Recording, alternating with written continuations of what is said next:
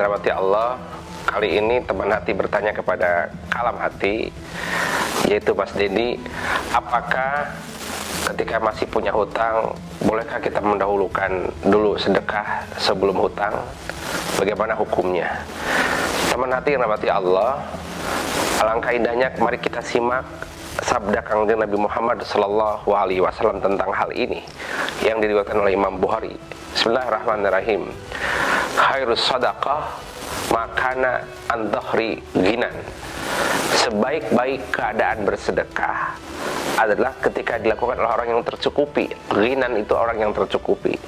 Ketika ia masih memiliki hutang, berarti dia belum tercukupi.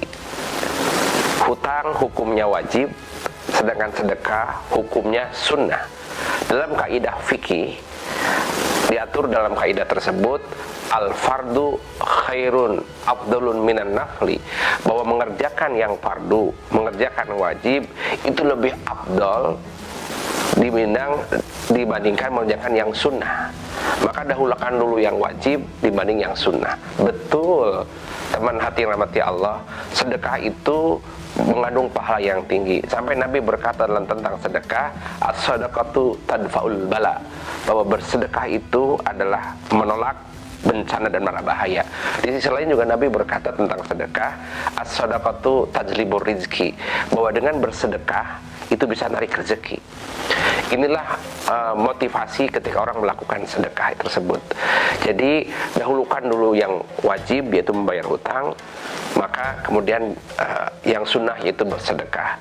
Sebab waman tasaddaq wa huwa muhtaj au ahluhu, ketika dia bersedekah sedangkan dia masih membutuhkan, belum tercukupi, atau keluarganya masih membutuhkan, wa alaihi dainun, sedangkan ia punya hutang, fadainu hakku minas sedekah, maka membayarkan, menyelesaikan hutang lebih didahulukan dibanding mengerjakan yang sunnah.